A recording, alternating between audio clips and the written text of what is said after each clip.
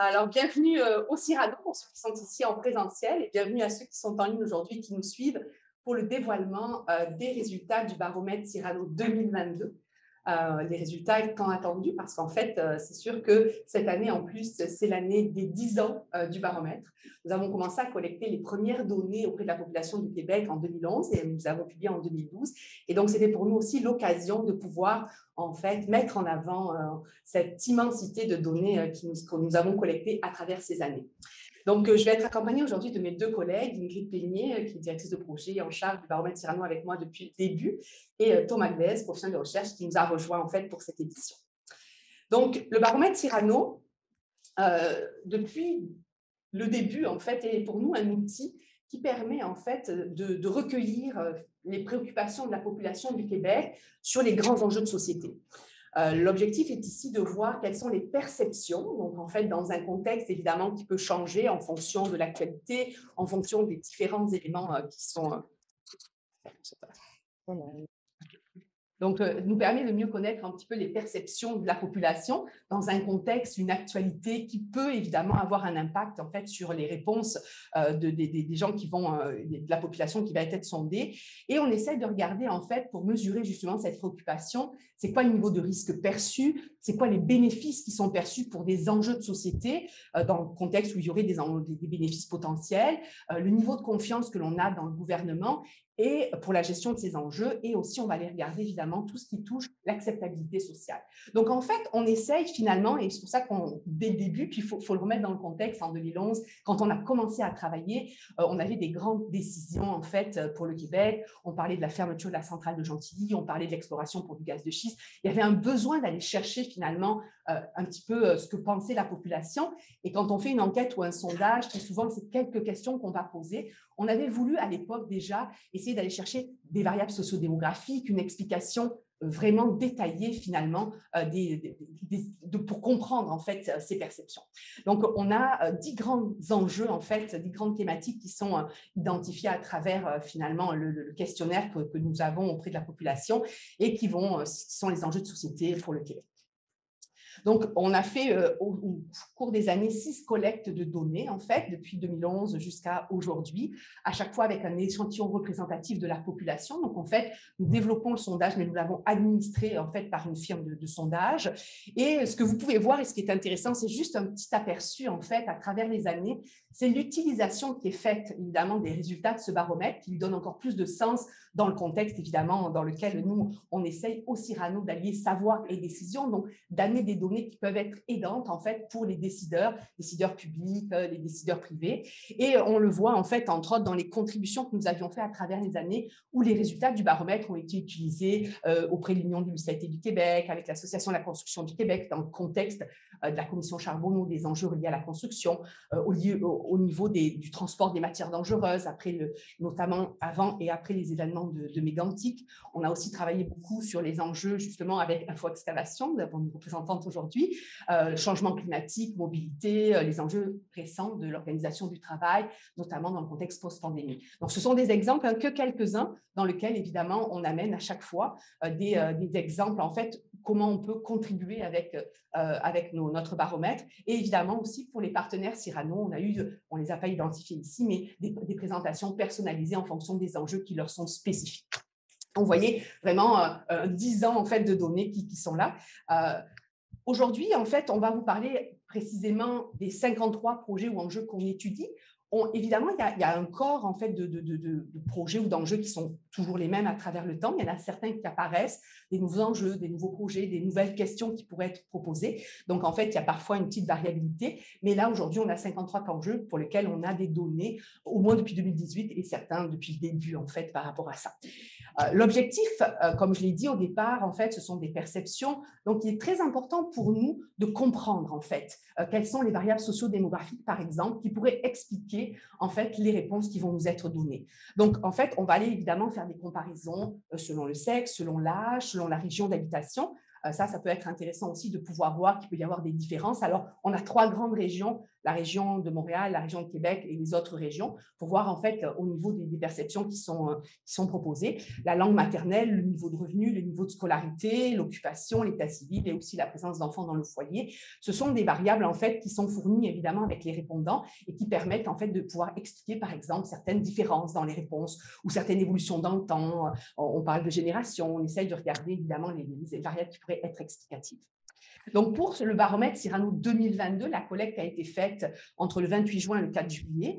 Donc, on a un échantillon représentatif de la population de 1000 répondants et l'échantillon est pondéré. En fait, il nous est transmis en fait avec à l'aide des statistiques de recensement de l'Institut de la statistique du Québec pour avoir vraiment une représentativité de notre échantillon. C'est pour ça qu'on peut dire en fait souvent les Québécois pensent que, parce qu'en fait, on essaie d'avoir cette représentativité au niveau de nos réponses.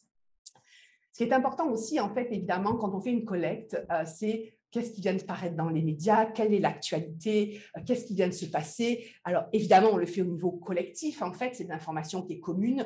Il pourrait y avoir aussi certaines personnes qui ont des enjeux personnels, qui ont été identifiés. Évidemment, on va essayer de le voir par rapport à ça. Mais dans le contexte actuel, en fait, je ne vous apprendrai rien quand je vous dis que les deux grands enjeux majeurs, avec des répercussions potentiellement sur, évidemment, les perceptions, sur les préoccupations des Québécois, sont reliés autour de la pandémie, évidemment. Au niveau de l'été, on disait qu'il y avait une levée de certaines restrictions sanitaires, mais on avait aussi une reprise épidémique, certaines réinfections notamment. Donc, en fait, à ce moment-là, dans la presse, même si on voyait la levée des restrictions, il y avait quand même des éléments qui revenaient. On parlait beaucoup de pénurie de main-d'œuvre, en fait, relié aussi à ces enjeux, et le contexte géopolitique, économique instable avec la guerre en Ukraine notamment, mais aussi tous les questionnements autour justement des chaînes d'approvisionnement, des ruptures de stock, l'inflation. Donc, en fait, on est dans ce contexte-là. Et on savait évidemment que ça teinterait une partie des résultats, que ça les exacerberait peut-être, mais on a l'habitude, en fait, à travers les 10 années, de prendre en compte justement ce contexte. Et c'est ce qui fait aussi la richesse, en fait, de nos résultats, c'est de pouvoir essayer d'expliquer certains résultats par rapport à ces éléments-là.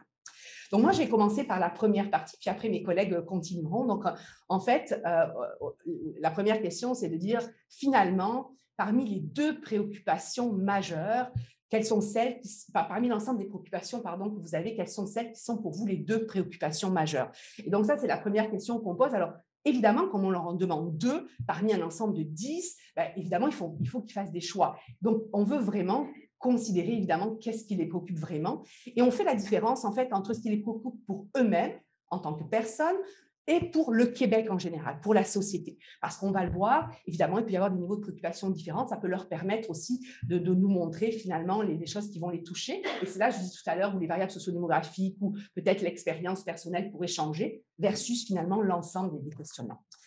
Donc, parmi les grandes catégories de risques, en fait, les 10 grandes catégories de risques, en fait, sur lesquelles on appuie la première partie de notre baromètre, on est allé chercher, en fait, toutes les catégories de risques qui sont, évidemment, qui pourraient être des enjeux.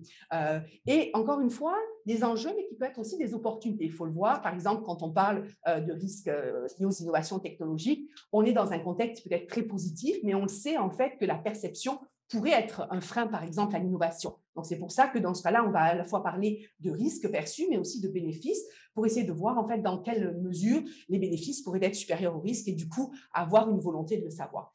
Ce qui est important aussi, c'est d'aller regarder, évidemment, les enjeux autour de la santé publique, le système de santé, les risques économiques et financiers, et puis les autres enjeux reliés aux ressources naturelles, risques environnementaux, risques reliés à la sécurité, aux infrastructures de transport et les grands projets publics. Parce qu'en fait, à travers le temps, on s'est rendu compte que finalement, si vous regardez les exemples associés à ces catégories-là, on couvre pratiquement tous les enjeux pour lesquels il pourrait y avoir une prise de décision, notamment en termes de politique publique, en termes de décisions plutôt au niveau des décideurs publics, mais aussi des décisions qui pourraient être reliées à des choix qui pourraient être faits par nos entreprises ou collectivement ou en fait de façon individuelle par justement les répondants. Donc, on va commencer en fait, et puis pour s'assurer que vous soyez, vous avez peut-être répondu, vous êtes partie des 1000 répondants, mais aujourd'hui, en fait, ce qu'on va voir, puis pour les gens en ligne, c'est la même chose. Vous avez sur votre table, en fait, un code QR et si vous avez votre téléphone intelligent, il vous suffit, en fait, de prendre votre téléphone avec une photo. Prenez-le si vous voulez. Et ceux qui sont en ligne, c'est pareil. Hein, vous pouvez aller soit sur le petit lien qui vous est donné, soit sur le code QR. D'accord? Allez-y. Avec votre téléphone, vous allez sur le code QR. Tous ceux qui ont un téléphone intelligent. Intelligent au sens technologique, parce que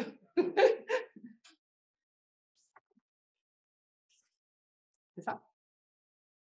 Donc, parmi les catégories de risques suivantes, quelles sont pour vous les 2 plus préoccupantes? Donc là, c'est un échantillon, évidemment, ceux qui vont vouloir répondre, mais allez-y, je vous répondez. Parmi les 10 catégories, en fait, quelles sont celles qui sont pour vous les 2 plus préoccupantes? Donc, je vous laisse répondre. C'est pour vous, hein. Donc là, c'est la question à titre personnel. Donc, si vous pouvez répondre, même ceux qui sont en ligne. Moi, je ne vois pas le nombre de répondants et je ne vois pas en fait qui est en train de répondre, mais si vous pouviez au moins le faire, ça nous donnera une petite idée. Oui. On associe pas mal les risques industriels à des risques de santé publique aussi. Ah, il peut y avoir des liens, c'est certain, qu'on pourrait regarder. Mais là, dans ce cas-là, c'est vraiment, par exemple, risque industriel, ça va être la pollution, ça va être les activités industrielles, le transport des matières dangereuses, par exemple. Donc, il y a des impacts sur la santé, mais donc ça peut être relié. Mais c'est ça. Donc là, on peut s'arrêter là, je pense. Donc finalement, ce qu'on voit en fait dans l'échantillon, qui n'est pas représentatif, qui était un échantillon biaisé, mais c'était juste pour que vous voyez un petit peu, c'est les 2 plus préoccupants. Donc en fait, on se rend compte dans l'échantillon qui est là, en fait, on est ressorti avec risques environnementaux, risques liés au système de santé et les risques économiques et financiers parmi les 2 principales préoccupations, et risques de santé publique aussi, et quelques risques liés au projet public. Donc ça peut vous montrer un petit peu en fait la façon dont nos répondants vont le faire. Et finalement, ce qui va être important, évidemment, c'est d'aller regarder les 3 catégories les plus préoccupantes pour la population du Québec. Donc là, ce qu'on retrouve, en fait, vous voyez, 2011, 2013, toutes les différentes, les 5 premières collectes, finalement, que nous avons eues à travers les années, on avait toujours les mêmes 3 grandes catégories de risques qui étaient finalement représentées. Donc, le système de santé, les risques économiques et financiers et les risques environnementaux liés au projet énergétique. Dans un ordre qui pouvait changer, mais c'était toujours le top 3. Là, ce qu'on s'est rendu compte cette année, en fait, c'est que pour la première fois depuis 2011, en fait, l'enjeu qui a été mis en premier, finalement, en termes de nombre de personnes qui l'ont mis parmi les 2 préoccupations majeures, ce sont les risques économiques et financiers. Deuxième système relié au système de santé et les enjeux énergétiques. Donc ça, c'est un élément important parce qu'on voit aujourd'hui, puis c'est une augmentation, on va le voir en fait, qui est vraiment importante au niveau du nombre en fait qui l'ont fait. Donc si on regarde en termes de pourcentage, vous voyez qu'il y a 49% de nos répondants, donc un Québécois sur 2, qui considèrent être préoccupés par les risques économiques et financiers. Par rapport à 2021, il était dans le top 3 déjà, c'est plus 10 points. D'accord, il y avait 39% en 2021. Donc, donc, on voit vraiment une augmentation qui est évidemment significative, mais qui le fait passer pour la première fois devant en fait les enjeux reliés au système de santé, qui sont à 47%, donc en fait assez proches aussi, avec en plus 5 points par rapport à 2021. En troisième catégorie, on a les risques environnementaux et risques liés au projet énergétique. Chez vous, c'était celui qui était ressorti le premier. C'est important de savoir que nous demandons les 2 principales préoccupations. Donc, c'est évident qu'à partir du moment où on a un nombre plus important qui a écrit risque économique, enfin, qui a décidé des risques économiques et financiers, c'est sûr qu'ils n'ont pas répondu risques environnementaux cette fois. Mais donc, il y a une petite baisse, en fait, par rapport à ça, mais ça reste important et c'est tout aussi élevé par rapport aux années précédentes. Et la santé publique, en fait, est aussi à 25% parmi les risques qui sont les plus préoccupants. Ce qu'on regarde de moins, parce que souvent on regarde le haut du tableau, en fait, avec justement ces enjeux-là. Donc, le résultat, le premier, quand même très important. Mais il y a quand même des gens, en fait, qui est en dessous, en fait, ce sont les autres sources de risque qui sont, pour certains, parmi les 2 plus préoccupants. Puis ça, c'est à regarder parce que même si c'est juste 14%, il y a 14% quand même de la population qui a considéré que les risques naturels faisaient partie des 2 plus préoccupants et 12% les risques liés à la sécurité. D'accord? Donc, en fait, même si ça ne rentre pas dans le top 3 des préoccupations les plus, il y a quand même certaines personnes, en fait, qui ont considéré que pour elles, c'était vraiment préoccupant au niveau personnel. Quand on regarde, en fait, un petit peu, je vais donner quelques exemples. Le rapport, en fait, dans son ensemble, vous verrez, il y a l'ensemble des résultats qui sont proposés. Mais là, ce qu'on peut voir, en fait, c'est par exemple selon les régions. Souvent, on va se poser la question, est-ce qu'il y a la même perception? En début de présentation, je vous parlais par exemple de la centrale de Gentilly. À l'époque, ce qu'on avait vu, c'est qu'il y avait une différence de perception entre ceux qui étaient proches versus ceux qui étaient à Montréal. Et souvent, on voit des différences aussi, en fait, selon les problématiques. Donc, dans ce contexte-là, pour les préoccupations, ce qu'on voit, c'est que pour les risques économiques et financiers, notamment, en fait, c'est surtout à la région de Montréal qu'il y a un niveau de perception qui est moins à risque, en fait, par rapport aux autres. Pour les risques liés à la sécurité, c'est le contraire. C'est plutôt la région de recensement de Montréal pour lequel il y a eu plus de personnes, même si c'est un risque moindre dans le top 3, mais c'est quand même à Montréal, et là, ça sort significatif. Et ce qu'on voit aussi pour les risques liés aux infrastructures de transport et les risques liés à la gestion des grands projets, ceux pour qui c'est une préoccupation parmi les deux les plus importantes pour eux-mêmes, c'est pour les gens de la région de Québec. Donc, en fait, évidemment, quand on essaye d'analyser les résultats dans le contexte, en fait, on le comprend avec les projets en cours, avec le troisième lien, avec tout ce qui est autour du tramway, pourrait expliquer ces résultats-là. Je n'irai pas plus loin, mes collègues continueront tout à l'heure. Au niveau des différences, par exemple, selon le sexe, on voit souvent des différences hommes-femmes, celles qu'on revoit à travers les années, en fait, et qui est encore aujourd'hui importante, c'est les risques reliés à la santé, reliés au système de santé et reliés évidemment à la santé publique. Les femmes sont beaucoup plus préoccupées, en fait, dans ces deux considérations-là. Alors maintenant, on a regardé aussi au niveau de l'âge. Donc, on a vu que dans ce baromètre, cette année en particulier, pour la première fois, il y avait en fait une préoccupation majeure pour les risques économiques et financiers. Ce qui est important aussi de regarder finalement, c'est dans chaque génération, dans chaque niveau de tranche d'âge, quels sont ceux qui sont le plus préoccupés. Donc, si vous êtes connecté il y a quelques minutes, en fait, pour répondre à la première question, vous pourriez répondre à la deuxième. Alors, vous avez qui va s'afficher, j'imagine, sur votre téléphone et vous pouvez commencer à répondre. Donc, d'après vous, dans notre enquête 2022, donc avec ces baromètres, le baromètre, les personnes qui sont les plus préoccupées par les risques économiques et financiers appartiennent à la catégorie d'âge des 18-34 ans. En fait, donc, il y a peut-être certains qui ont lu la presse ce matin ou qui ont écouté Radio Cannes, mais donc c'est correct.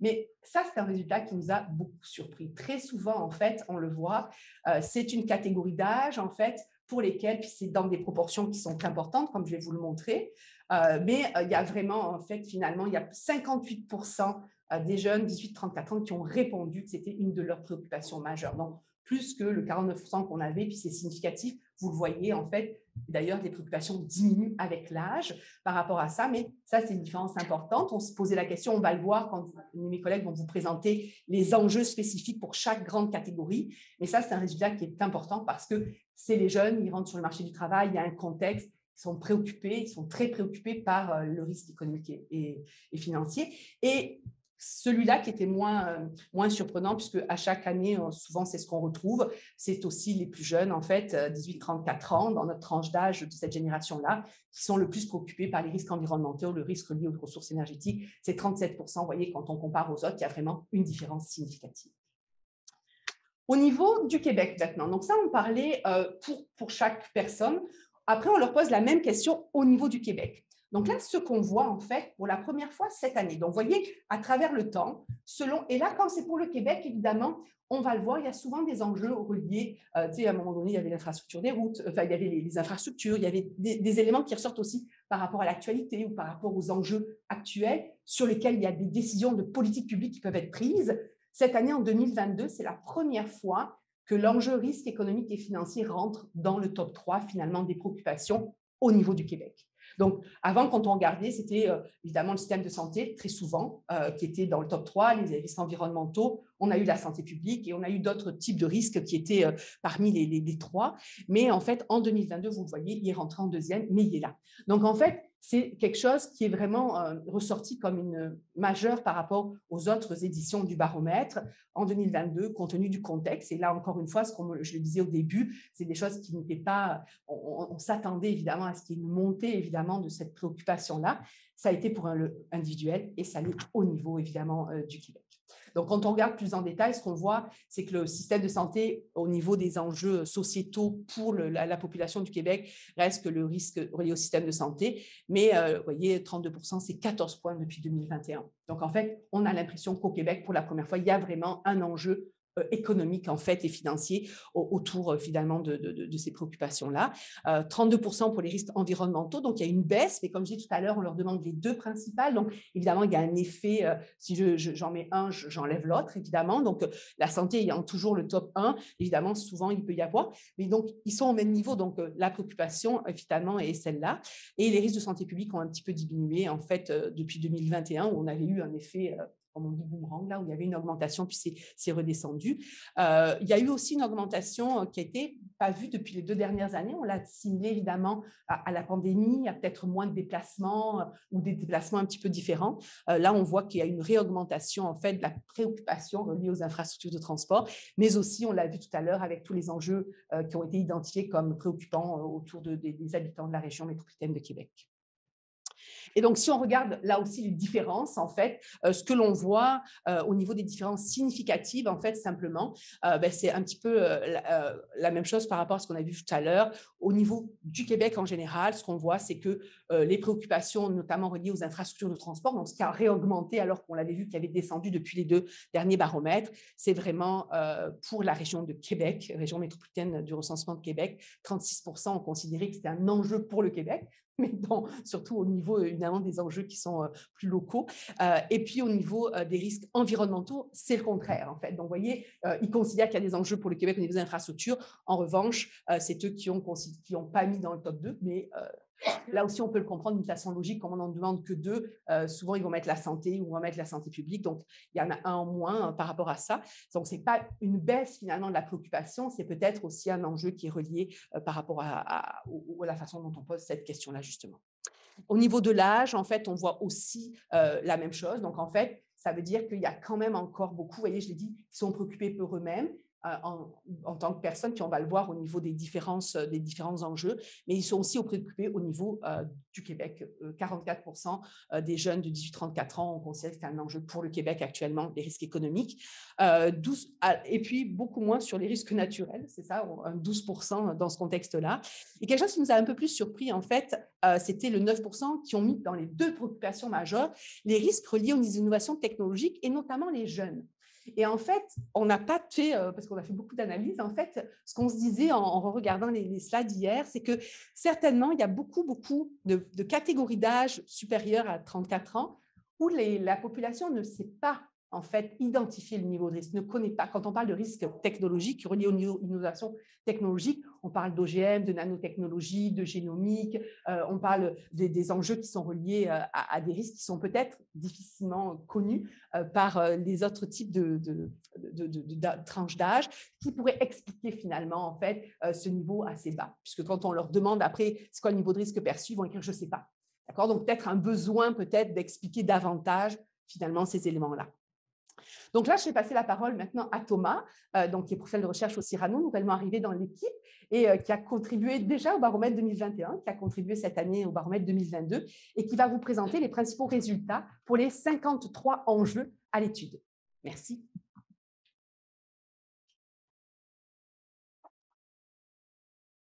Oui, merci Nathalie. Alors, je ne vais pas vous parler des 53 tous en détail. On va essayer justement de sortir les tendances vraiment principales sur l'ensemble de ces enjeux-là. Ce qu'il faut voir, c'est que dans notre baromètre, pour évaluer donc, la perception des risques particulièrement, on utilise donc une échelle de 1 à 5 qui permet donc de coder le niveau de risque entre de négligeable à très grand. Et comme on le disait, on donne une possibilité de dire « je ne connais pas le niveau de risque » sur l'enjeu concerné. L'important sur ce point-là, c'est que donc, la moyenne des niveaux de risque a logiquement beaucoup évolué cette année. On voit qu'en tête, on retrouve la hausse du coût de la vie et des taux d'intérêt. Dans les prochaines slides, je vous présenterai les niveaux, c'est quand même très, très élevé. On voit aussi que les systèmes de santé se maintiennent, mais que cette fois-ci, c'est les prix de l'énergie, notamment l'essence, qui arrivent dans le top 3 des préoccupations. Et de facto, ça relègue les enjeux comme les changements climatiques qui l'année dernière étaient en 2e position, dans des positions plus basses, notamment en lien avec la progression des autres. Si on regarde désormais donc, le détail des moyennes que je vous évoquais, sur les 10 premiers enjeux du baromètre pour lesquels le niveau de risque est le plus haut en moyenne, les 9 premiers voient leur moyenne progresser et significativement. Pour la hausse du coût de la vie, on progresse de 0,5 points, donc c'est une moyenne sur 5, et donc elle est évaluée à 4,37 sur 5 de niveau de risque. Donc c'est pour préciser à quel point les enjeux en haut de ce classement-là sont considérés comme très risqués par les Québécois. De plus, on note que dans ces enjeux-là, de manière cohérente avec les préoccupations, on retrouve des enjeux économiques et financiers et des enjeux du système de santé. J'aimerais également attirer votre attention sur le sujet des changements climatiques. C'est le seul ici dans notre classement dont la moyenne baisse parmi tous ceux-là, parmi tous ceux qui étaient en haut de classement. Néanmoins, il faut quand même voir que la proportion de répondants qui considèrent que les changements climatiques constituent un risque grand ou très grand, elle n'a pas évolué entre cette année et l'année dernière. Donc, c'est uniquement au niveau de la moyenne, donc des transferts de préoccupation entre les catégories moyennement risquées ou faiblement risquées qui expliquent cette baisse-là.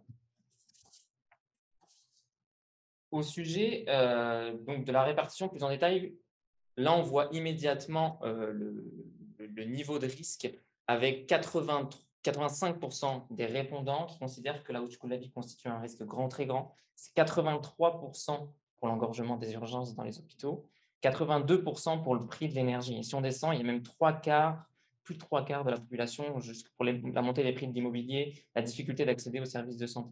Donc, on voit à quel point ce sont des enjeux qui sont extrêmement importants pour les Québécois. Et je rajouterai également, on l'a mentionné tout à l'heure, notamment pour la région de Québec sur l'infrastructure de transport.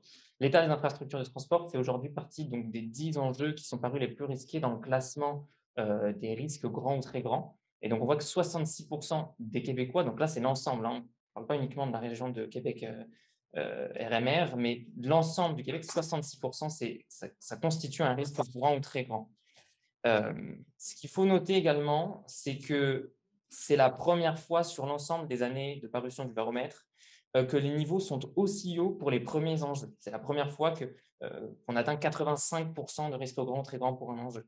C'est également la même chose. Donc ça, c'était depuis 2011. Et depuis 2016, pour les prix de l'énergie, c'est la première entrée des prix de l'énergie dans le classement du baromètre. On note forcément des différences qui sont importantes sur la perception des risques entre 2021 et 2022. Les baisses les plus marquées, ça concerne principalement l'exploration pour du gaz de schiste, le transport des matières dangereuses, la vaccination et la construction des nouvelles installations pour la production de gaz et d'électricité. Ce sont les baisses les plus marquées entre 2021 et 2022. Et par contre, les hausses les plus marquées, comme ce que je vous ai présenté, les prix de l'énergie, où on a une progression de 23 points de niveau de risque grand ou très grand entre 2021 et 2022. On voit bien la coloration de cette année au sujet des enjeux économiques. C'est également 21 points pour la hausse du coût de la vie. Néanmoins, on aimerait quand même apporter une certaine nuance et prendre un peu plus de recul sur les années au contexte pandémique. En fait, la réalité que l'on voit, c'est qu'on peut retrouver des motifs qui sont assez différents sur l'évolution des niveaux de risque au cours des années, notamment depuis 2018. Donc, si on se cantonne uniquement à regarder les différences entre 2021 et 2022, on peut peut-être perdre l'évolution globale. Donc, c'est pour ça que pour les enjeux avec un niveau de risque plutôt faible ou moyen, on note peu d'évolution entre 18, 21, 22. Ça reste sensiblement la même chose, peu d'évolution significative, sauf 4 enjeux que je vous présente ici avec les évolutions sur les 3 années. Et avec une diminution, par exemple, pour l'immigration, on passe de 48% en 2018 des Québécois qui voyaient un risque grand ou très grand à 31% en 2021 et 37% en 2022. L'évolution entre 21 et 22 était significative. Néanmoins, on voit quand même que la tendance depuis 2018 est à la baisse du niveau de risque et qu'on n'a pas atteint les niveaux qu'on avait en 2018. Pour la canicule, à l'inverse, par contre, on a une stabilisation de l'évolution du risque grand très grand. On a une prise de conscience. Il semblerait qu'il y ait une prise de conscience entre 2018 et 2021. On passe de 17% risque grand très grand à 43% en 2021. Et là, on se maintient à 46% cette année. Au sujet des épidémies et des vaccinations, on est dans le contexte forcément de la pandémie de la COVID-19, où le bond qui avait été fait entre 18 et 21 s'est maintenu cette année. Cette fois-ci, pour les enjeux présentant un risque fort, et notamment au sujet des enjeux économiques, on a une dégradation graduelle du niveau de risque perçu depuis 2018. Donc, on avait la hausse du coût de la vie qui était déjà passée de 59% à 65% en 2021 et qui est aujourd'hui à 85%. Donc, on a vraiment une tendance où ça a vraiment augmenté. Le prix de l'essence était plutôt stable entre 18 et 21, mais par contre, ça a vraiment augmenté en 2022. L'énergie, pardon, excusez-moi, c'est un lapsus. L'endettement des ménages également, ça a eu un glissement. Et le vieillissement de la population, c'est également la même chose. Et enfin, Nathalie parlait tout à l'heure de l'effet boomerang, et en fait, c'est un peu ce qu'on note sur beaucoup d'enjeux, et c'est pour ça qu'il y a une certaine singularité avec cette année de collecte de données en 2021. On voit que pour certains enjeux, et particulièrement ici sur les systèmes de santé et les infrastructures de transport, on a eu une impression de baisse de risque entre 18 et 21, pour parties qui n'étaient pas significatives, mais cette fois-ci, on a une réaugmentation en 2022. Pour les transports, c'est très parlant. On voit très bien qu'en passant de 67% en 2018 des Québécois qui trouvaient que ça présentait un risque grand, très grand, la pandémie arrivant 56%, il y a eu effectivement une réduction des déplacements et donc peut-être une moindre conscience des enjeux reliés aux infrastructures de transport. Mais désormais, où on revient à un rythme de vie entre guillemets plus classique, et on retrouve exactement le niveau 67-66%, le niveau qu'on avait avant la pandémie. Ce que l'on peut également compléter, c'est que dans le baromètre Cyrano, donc on évalue le niveau de risque, on évalue également le niveau de confiance, j'en parlerai juste après, mais on évalue également le niveau de bénéfice pour 21 enjeux parmi les 53 considérés. 21 enjeux parce que, bien évidemment, il y a des enjeux pour lesquels on ne peut pas considérer, évaluer des bénéfices. Je vous présente ceux qui sont communs donc, entre les niveaux de risque et les niveaux de bénéfices. Et ce que l'on note très clairement, c'est qu'il y a la moitié des enjeux à l'étude pour lesquels le niveau de risque perçu est plus grand que le niveau de bénéfice perçu. C'est ceux qui se situent en bas du tableau. Et ceux d'au-dessus, c'est donc l'inverse. Il y a des enjeux quand même qu'on peut noter qui sont assez singuliers pour lesquels les bénéfices dépassent très largement les niveaux de risque perçus. Cela concerne la vaccination, cela concerne la production individuelle d'électricité ainsi que la construction d'un parc éolien. À l'inverse, on a des enjeux dans notre baromètre où là, par contre, les niveaux de risque sont bien au-delà des niveaux de bénéfices perçus, notamment les déficits budgétaires et la dette publique qui sont tout en bas du classement et l'utilisation de produits chimiques par les industries. Pour aborder désormais le sujet de la confiance, donc on reprend ces mêmes 51 enjeux et donc on a demandé aux Québécois d'évaluer leur niveau de confiance dans le gouvernement pour traiter ces enjeux-là. Donc on leur a également demandé de se positionner selon une échelle de 1 à 5, avec de pas du tout confiance à tout à fait confiance, et également leur donner la possibilité de répondre s'ils n'avaient aucune opinion à ce sujet. Le résultat est assez clair à nouveau et assez cohérent avec le reste. On se rend compte que l'accès à un logement abordable se classe pour la deuxième année de suite tout en haut des enjeux, si on peut dire, pour lesquels la confiance est la plus faible en moyenne. Cet enjeu de l'accès à un logement abordable est rentré dans le baromètre Cyrano en 2021. Donc, dès son entrée, il s'est placé tout en haut et ça se confirme cette année avec cette place tout en haut. De plus, les enjeux qui étaient en 2021, qui avaient une confiance faible, ils sortent de ce classement-là. Donc, on avait le gaz de schiste et la corruption. Et on retrouve l'accès aux services de santé et le prix de l'énergie. Ce qu'il faut voir, et on va le voir un peu plus dans le détail, notamment avec les niveaux de confiance et les niveaux de répartition de confiance, c'est que ce n'est pas parce que des enjeux sortent de ce classement-là que le niveau de confiance associé a forcément évolué beaucoup. C'est surtout qu'on a eu, comme le niveau de risque, une très forte poussée significative et donc qui fait forcément varier ce classement-là. Au sujet des enjeux avec la plus forte confiance désormais, la vaccination fait figure d'exception sur notre liste où on voit que le niveau de confiance est bien au-delà, ne serait-ce que du suivant. Ce qu'il faut noter, c'est que la moyenne globale est en baisse de la confiance, après une moyenne qui avait été en progression entre 18 et 21. Et parmi les enjeux, il y en a donc 23 qui sont en baisse et seulement 3 qui sont en hausse. Et donc, ce qu'on voit ici, c'est que ce sont des enjeux pour lesquels le niveau de confiance est le plus haut. Mais néanmoins, elle baisse significativement de entre 0,2 points et 0,3 points pour ces catégories-là. On peut également compléter avec une approche sur les enjeux ayant la plus faible confiance dans le gouvernement. Comme ce qu'on a mentionné jusqu'ici, c'est assez cohérent. Les risques associés étaient forts et on voit que la confiance est faible dans les enjeux concernés.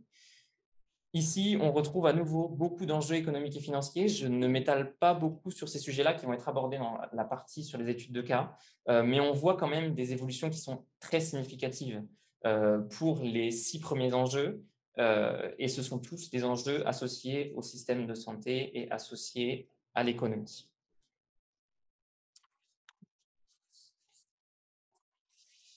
À nouveau, on aimerait faire ce petit point de distinction sur potentiellement des enjeux qui pourraient être en trompe-l'œil entre l'année 2021 et l'année 2022. C'est pour ça qu'on prend un petit peu plus de recul, on regarde les enjeux qui sont communs aux années 18 et 22, et on voit qu'en fait, la baisse de la confiance, il n'y a aucune baisse de la confiance pour aucun enjeu entre 2018 et 2022. Il y a même une hausse de la confiance pour 34 de ces enjeux. Et à nouveau, on retrouve, pour information, ces 34 enjeux, il y en avait 46 en commun entre 2018 et 2022. Donc, c'est pour montrer à quel point cette confiance a quand même progressé sur les 4 dernières années. La moyenne de la confiance des enjeux en 2018, donc si on considère l'intégralité de ces enjeux et qu'on moyenne tout cela, elle était à 2,5 et on se retrouve à 2,66 en 2022. Donc, c'est quand même significatif. Et donc également, on a différents profils d'évolution. J'aimerais attirer votre attention à nouveau sur cet enjeu d'effet boomerang, où une baisse des niveaux de risque, une baisse de la confiance pendant la pandémie, et on retrouve un niveau qui est proche de celui de 2018, voire plus haut. Au sujet du chômage, par exemple, c'est très visuel, parce qu'on voit bien que le niveau avait baissé entre 2018 et 2021, et qu'il a réaugmenté aujourd'hui en passant à 29% des Québécois qui n'ont pas du tout ou plutôt pas confiance. Un point un peu plus spécifique cette fois-ci sur les enjeux énergétiques et associés aux projets énergétiques. Cette fois-ci, au niveau de la confiance, on a la confirmation d'une tendance qui avait été amorcée en 2018 avec la baisse de la proportion des répondants qui n'ont pas du tout ou plutôt pas confiance entre 18 et 21, et ça s'est également poursuivi cette année, néanmoins avec des niveaux de confiance très faibles. Il y a seulement 14% des Québécois qui disent qu'ils ont plutôt tout à fait confiance et 43% qui n'ont pas du tout ou plutôt pas confiance dans le gouvernement pour traiter ces sujets-là. Et on aimerait également le mettre en perspective avec l'amélioration du niveau de bénéfice sur ces catégories-là. On voit qu'il y a une amélioration de la perception des bénéfices associés à l'exploration pour du pétrole. Néanmoins, on avait connu quand même une baisse entre 18 et 21. Donc, on retrouve cet effet boomerang avec une réaugmentation cette année. Et on a exactement le même profil pour l'évolution au sujet du gaz de schiste. Enfin, donc c'est assez intéressant d'essayer de mettre toutes ces informations sur une seule map. Donc là, vous avez les 53 enjeux du baromètre 2022 qui sont présentés sur cette carte-là et qui sont avec en abscisse le niveau de risque perçu et en ordonnée le niveau de confiance dans la gestion par le gouvernement de ces sujets-là.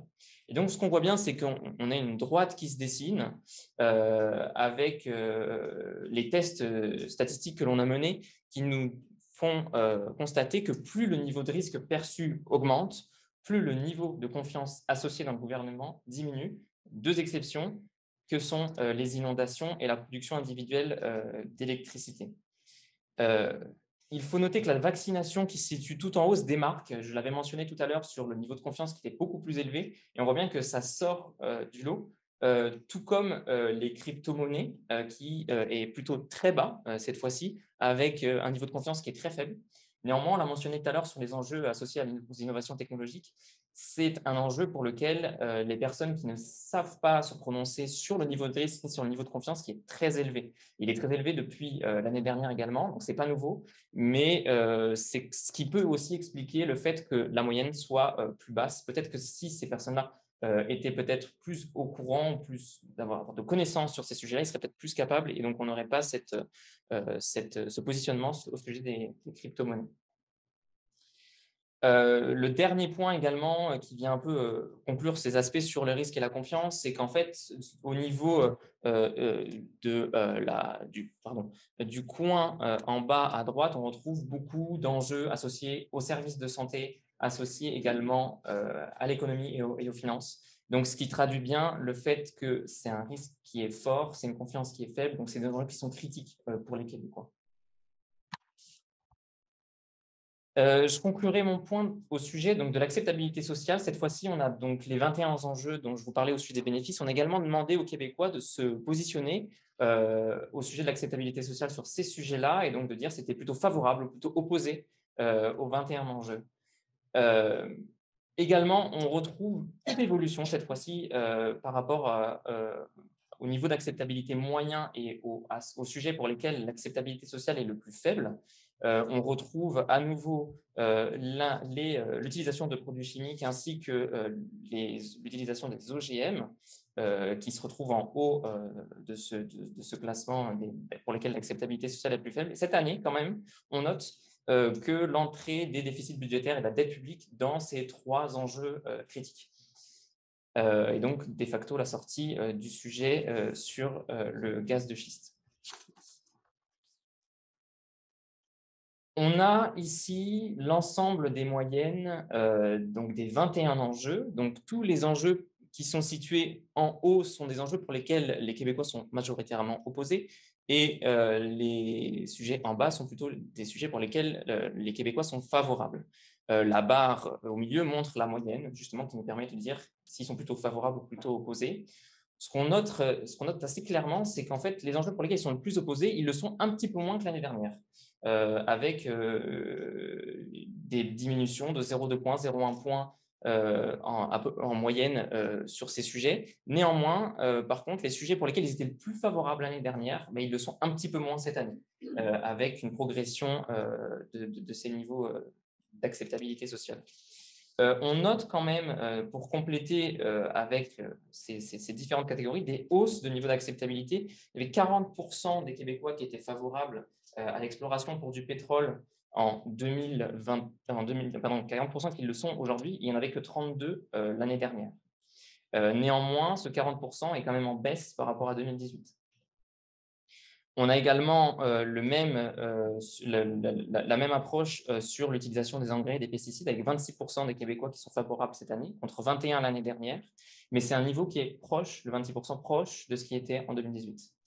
Et à l'inverse, parmi les baisses les plus marquées, donc les enjeux qui sont plutôt en bas, ce sont les enjeux, on retrouve la construction d'un parc éolien, où 72% sont favorables contre 79% en 2021, mais on retrouve néanmoins un niveau proche de 2018. Et l'utilisation des nanotechnologies, par exemple, où il y a 44% des Québécois qui sont favorables contre 48% en 2021.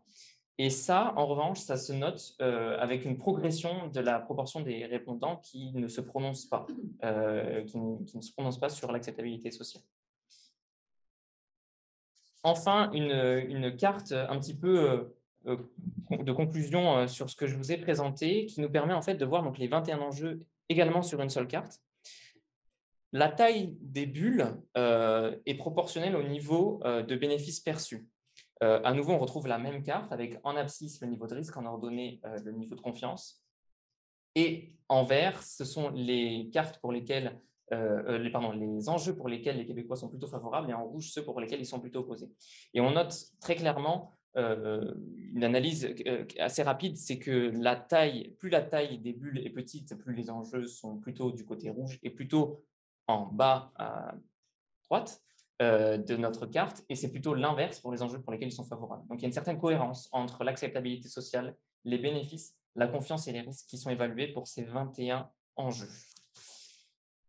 Le dernier point,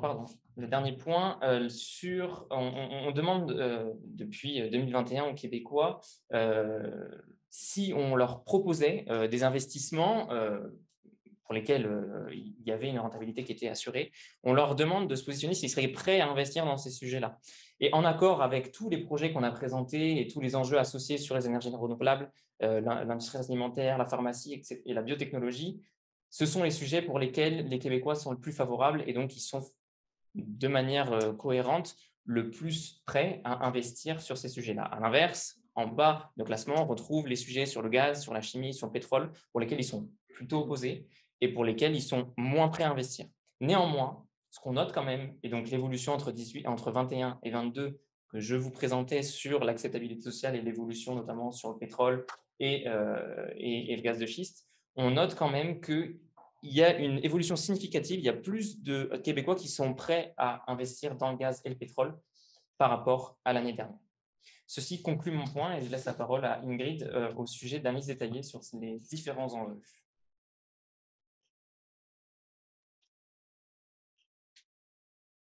Bien, merci Thomas, bonjour à tous. Alors, c'est sûr que c'est difficile à assimiler tous les chiffres qui peuvent vous être présentés aujourd'hui. Et c'est pourquoi, en fait, on a essayé de faire une lecture des fois transversale du rapport. C'est-à-dire que plutôt que d'y aller par type de perception, on y va pour un enjeu en particulier. Puis là, on creuse à fond les différentes perceptions pour cet enjeu-là en particulier. Donc moi, c'est ça un peu que je vais vous présenter aujourd'hui. Et je vais vous présenter ce qui m'amène aussi à vous présenter un peu tout le potentiel que peut représenter le baromètre pour aider à la décision, aider à la prise de décision en termes de décision publique, parce que vous allez voir, il y a différents éléments qu'on peut retirer de l'analyse de ces données-là. Alors, donc, les trois éléments que je vais couvrir aujourd'hui, les trois enjeux, c'est surtout les deux enjeux du système, en fait, les deux principales préoccupations des Québécois, système de santé et économie, et j'ai rajouté les enjeux de santé publique pour lesquels je pense qu'il y a des éléments très pertinents aujourd'hui à couvrir. Donc, sans re-rentrer dans les éléments qui vous ont été présentés tout à l'heure en termes de préoccupation par rapport aux risques reliés au système de santé, on sait que c'était le premier depuis 2011 au niveau personnel. Il a été détrôné par les préoccupations économiques cette année, mais c'est quand même 47% de Québécois qui sont préoccupés par les risques reliés au système de santé en augmentation. Et pour le Québec, on a également 45%. C'est toujours la première préoccupation des Québécois depuis 2016. Elle était deuxième avant. Certaines distinctions, Nathalie vous l'a présenté tout à l'heure, c'est beaucoup plus les femmes, beaucoup plus les personnes plus âgées. En fait, plus l'âge augmente, plus le niveau de préoccupation augmente pour les risques reliés au système de santé. Au niveau collectif, on a également cette distinction homme-femme. Donc, les femmes sont plus préoccupées. On a un élément qui est intéressant aussi au niveau du revenu. Plus les gens ont un revenu élevé, plus ils sont préoccupés par rapport aux risques reliés au système de santé au niveau collectif. Juste pour vous représenter, en fait, tout à l'heure, on vous donnait des éléments spécifiques sur le classement. Je veux juste visuellement, là, ça ne sert à rien de voir les tout petits, mais c'est les deux éléments en rouge. D'un côté, le risque perçu. Donc là, c'est mes deux enjeux qui ont trait au système de santé, c'est-à-dire l'engorgement des urgences et l'accès à des services de santé. Ce qu'on voit clairement, c'est qu'en termes de risque perçu, ils sont tout en haut du tableau. En termes de confiance perçue, ils sont tout en bas. C'est-à-dire que la confiance est très, très faible, le risque perçu très élevé. Si on rentre un peu plus dans les détails en termes de chiffres, on a des éléments très importants. 83% perçoivent un risque grand ou très grand pour l'engorgement des urgences, 77% pour l'accès aux services de santé. En termes de confiance, on a des niveaux de confiance très faibles et en diminution par rapport à l'année dernière. Toutefois, bien que le niveau de risque perçu augmente, bien que le niveau de confiance diminue, on a des évolutions de ce que présentait Thomas tout à l'heure, de l'effet boomerang.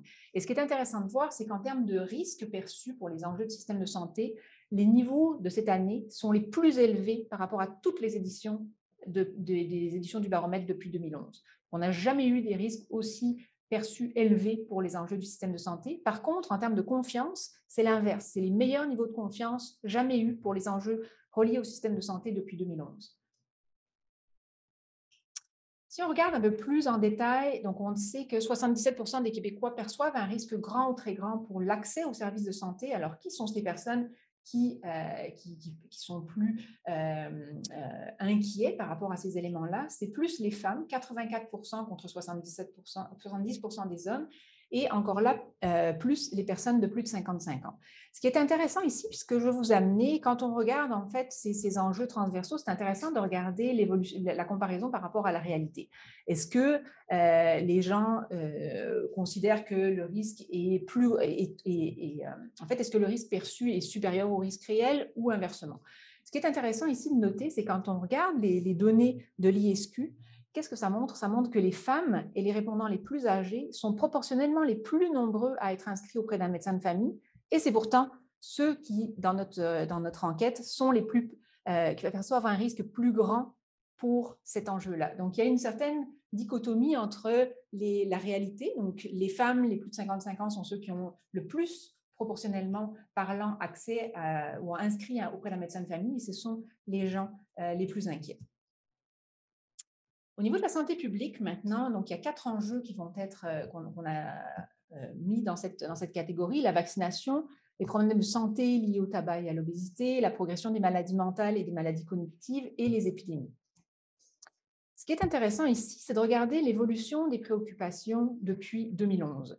Et ce qu'on remarque, c'est que bien qu'il y ait une baisse par rapport au niveau de préoccupation en 2021, on voit que ce sont des niveaux de préoccupation les plus élevés depuis toutes les éditions du baromètre. 25% des Québécois qui classent en fait les santé publique parmi leurs 2 principales préoccupations au niveau personnel, c'est 23% pour le Québec, et ce sont vraiment les niveaux de préoccupation les plus élevés par rapport à 2011. On était à 16%, 12% en 2013, par exemple. Alors, ce qui est intéressant aussi de voir, Thomas vous a présenté la matrice où on voyait vraiment clairement qu'il y avait une cohérence dans les réponses des Québécois relayées entre l'acceptabilité sociale, le niveau de confiance perçu, le niveau de risque perçu, le niveau de bénéfice perçu. Mais on est allé un peu plus loin, c'est-à-dire quel est le facteur qui a le plus de pouvoir explicatif sur l'acceptabilité sociale, sur le fait d'être préoccupé. Est-ce que c'est le niveau de risque perçu, c'est le niveau de confiance?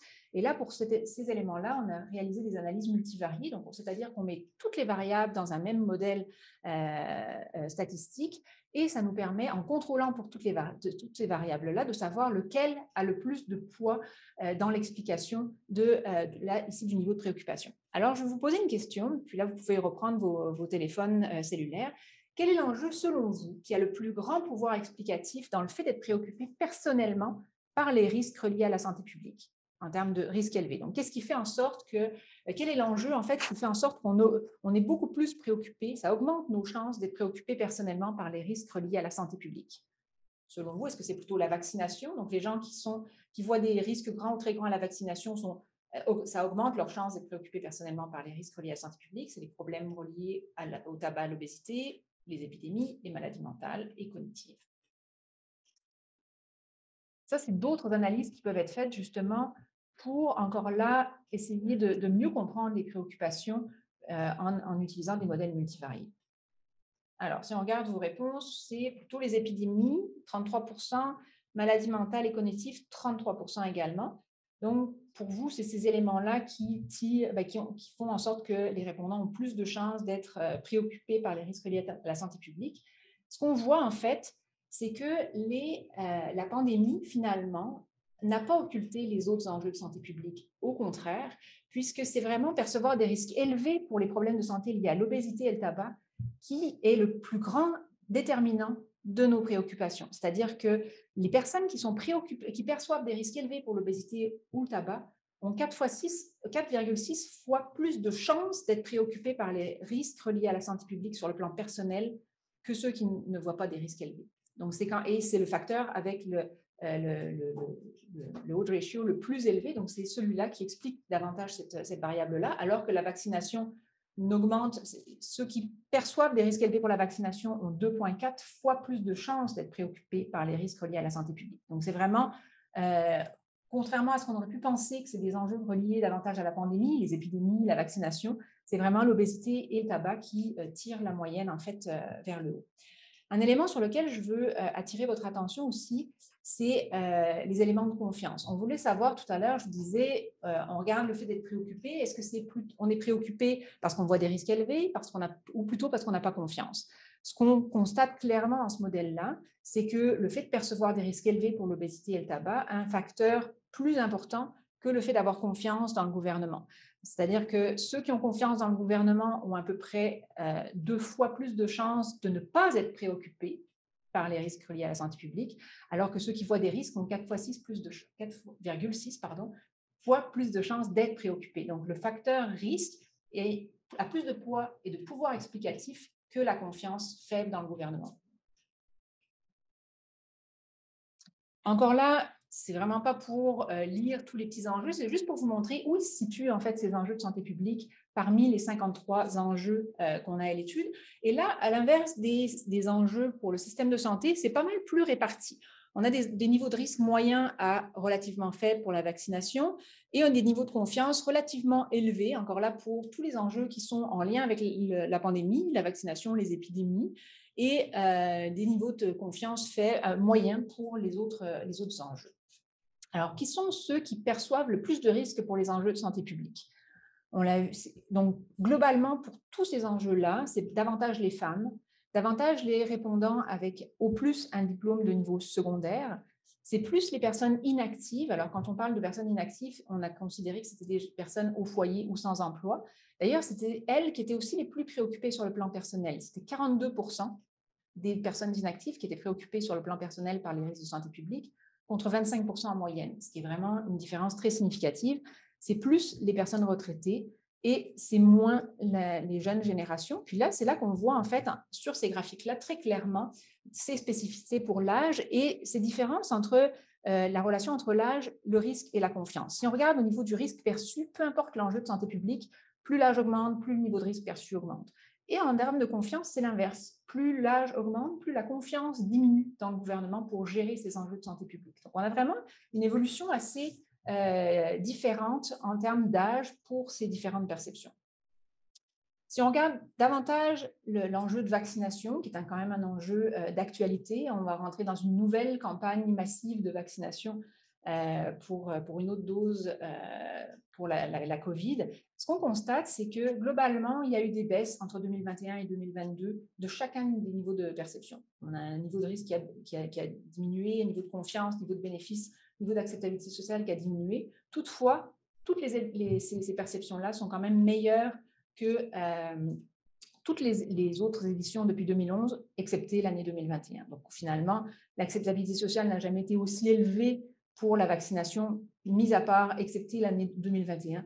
Il y a une acceptabilité sociale qui n'a jamais été aussi élevée que depuis 2011. Et encore là, je ne rentrerai pas dans les détails, mais on peut essayer d'identifier quels sont les facteurs justement qui augmentent les chances d'être favorable à la vaccination. Et on voit ici que ce sont les bénéfices perçus qui font en sorte qu'on est davantage favorable à la vaccination. Ceux qui perçoivent des bénéfices élevés à la vaccination ont 18 fois plus de chances d'être favorables à la vaccination que ceux qui ne voient pas de bénéfices élevés. La confiance dans le gouvernement, c'est presque 8 fois. Donc, ceux qui ont confiance ont presque 8 fois plus de chances d'être favorables à la vaccination.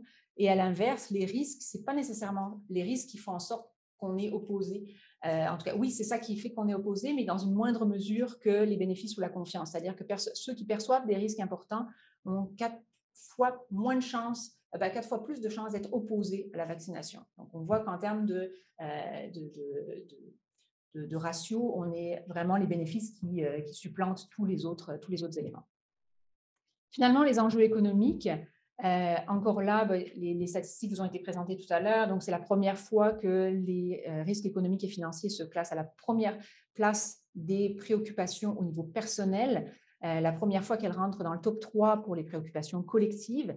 Et c'est également, si on regarde sur toutes les éditions du baromètre depuis 2011, 2022, ce sont les niveaux les plus élevés de toutes les éditions du baromètre. Donc, c'est vraiment encore là très pertinent comme données. Non seulement ils se classent en premier, mais même depuis 2011, c'est la plus grande proportion de Québécois qui sont préoccupés par les risques économiques et financiers.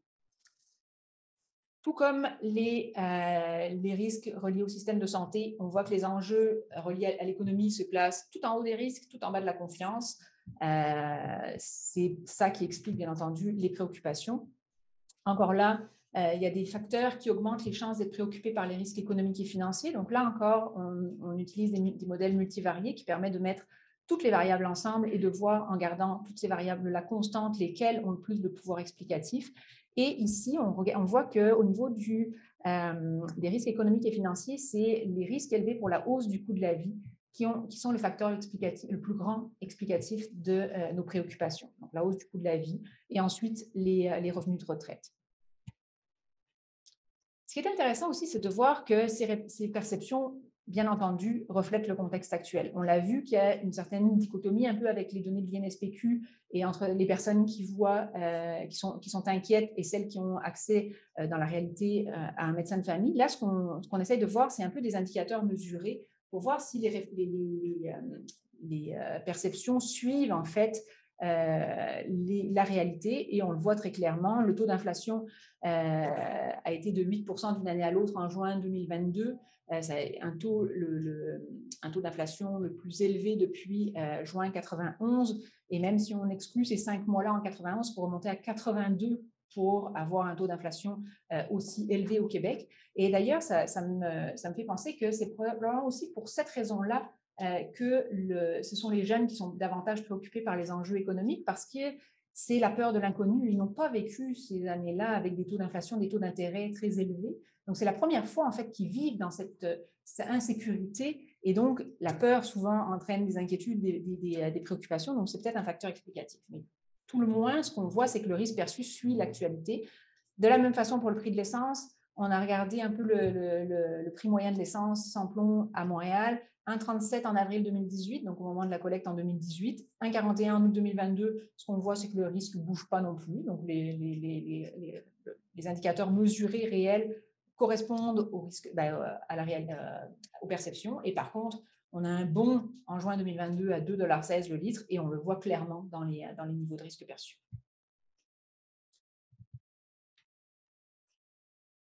Quand on constate l'immobilier, c'est la même chose. L'immobilier est rentré seulement en 2021 dans le baromètre, mais on voit qu'il y a une augmentation des niveaux de risque. Et quand on regarde l'indice des prix au logement neuf au Québec, on a encore gagné 10 points entre l'an dernier et cette année. Pareil pour l'indice de prix Terranet Banque Nationale. On est passé de 246 pour Montréal à 275. Et on a des taux d'inoccupation qui sont très, très faibles également. Ce qui est intéressant également, c'est qu'on a regardé un petit peu le lieu d'habitation des répondants et comparer leur niveau de risque perçu. Et ce sont des perceptions qui sont partagées, peu importe le lieu d'habitation. Ça veut dire que c'est une problématique qui est à la grandeur du Québec, qui est présente à la grandeur du Québec. Je vais attirer aussi votre attention sur l'élément de l'endettement des ménages. C'est souvent un élément, un enjeu qui nous inquiétait, façon de parler, dans le baromètre, parce qu'il y avait toujours des niveaux de risque perçus relativement faibles. Donc, alors que les taux d'endettement sont très importants au Québec, même dans les dernières années, donc on se disait qu'il y avait une mauvaise perception de la réalité, et en fait, cette année, on voit que le niveau de risque perçu est en augmentation. Donc, en soi, c'est un bon signe, ça suit l'actualité. C'est surtout, il y a des données de StatCan qui sont sorties ce matin, là, au deuxième trimestre. Le ratio d'endettement au Canada est de 182%, donc c'est des chiffres énormes. Et on voit qu'il y a une sensibilisation de la part des Québécois reliée à ces enjeux qui est en train de se faire finalement. Ils sont en train de réaliser que c'est un risque élevé, en fait, l'endettement au fil du temps. En conclusion, je veux apporter donc quelques éléments. Donc, vous l'avez vu, je pense que vous l'avez pu le constater, puis c'est un extrait de ce qu'on peut présenter, mais le baromètre, c'est une possibilité. Ce sont des possibilités d'analyse multiples. C'est vraiment un outil d'aide à la décision que je vous invite à consulter. D'ailleurs, toutes les données du baromètre sont disponibles sur le site web du baromètre. Donc, pas les données sociodémographiques, mais toutes les données sur les différentes perceptions sont disponibles sur le site du baromètre depuis 2011. Donc, vraiment, allez jouer dans le site, allez regarder en fait l'évolution de ces perceptions au fil du temps. Et je veux attirer votre attention sur un dernier point qui a été mentionné un tout petit peu par mes collègues, mais j'aimerais conclure sur l'importance d'un besoin d'améliorer le niveau de littératie des Québécois sur plusieurs enjeux, en particulier en économie. Dans nos analyses multivariées, ce qui ressort, c'est que ceux qui ne savent pas évaluer le niveau de risque pour l'endettement des ménages ont presque 7 fois plus de chances d'être préoccupés par les risques économiques et financiers.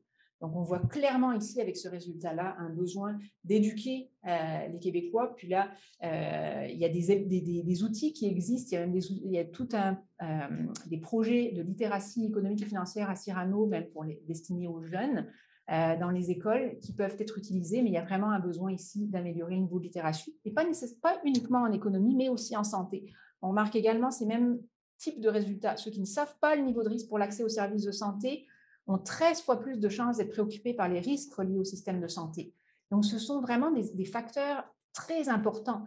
Ne pas savoir fait qu'on est plus préoccupé, on a beaucoup plus de chances d'être préoccupé ou de percevoir des risques grands ou très grands. De la même façon, pour le Québec, on a les mêmes résultats. Ne pas savoir le niveau de risque pour l'accès aux services de santé, ça augmente de 5 fois nos chances d'être préoccupés par les risques reliés au système de santé. Donc, c'est vraiment des éléments très importants à considérer. Ne pas savoir, c'est là où on a, en fait, on tombe dans la peur finalement et on est préoccupé, on voit des risques importants et c'est là où on a besoin d'éduquer. Et également en nouvelles technologies, Thomas, vous le mentionnez, il y a énormément des répondants qui ne connaissent pas le niveau de risque. Donc, ils ne peuvent pas se positionner sur est-ce que c'est un risque grand, très grand. C'est 32% par exemple pour les nanotechnologies, 24% pour les crypto-monnaies, 22% pour la génétique, la génomique dans la santé. Donc, encore là, au niveau des nouvelles technologies, il y a un besoin de mieux éduquer, de mieux informer la population sur ces éléments-là. Et dans ce contexte, bien entendu, la source d'information est aussi capitale. Quelle source on va utiliser pour que le message passe, pour que le message soit crédible, pour que le message soit entendu? Je vous laisse avec 2 éléments qui ressortent de notre baromètre. Ceux qui s'informent beaucoup auprès des gouvernements ont environ 2 fois moins de chances d'être préoccupés par les risques économiques et financiers. Et ceux qui s'informent beaucoup auprès des experts indépendants ont aussi 2 fois moins de chances d'être préoccupés par les risques reliés à la santé publique. Dépendamment de la source d'information, on voit que ça a un impact sur notre préoccupation. Je vous remercie beaucoup. Donc, je vous laisse avec, bien entendu, le baromètre, je vous l'ai dit, c'est le site Internet. Il y a un rapport complet de près de 170 pages. Donc, on vous a présenté aujourd'hui les faits saillants du baromètre, mais bien entendu, il y a beaucoup plus d'informations dans le rapport complet. Et on a extrait aussi du baromètre des suppléments thématiques sur l'économie, sur la santé, et donc qui peuvent être lus indépendamment du rapport. Donc, je vous remercie beaucoup. Puis, si vous avez des questions, ça va nous faire plaisir d'y répondre.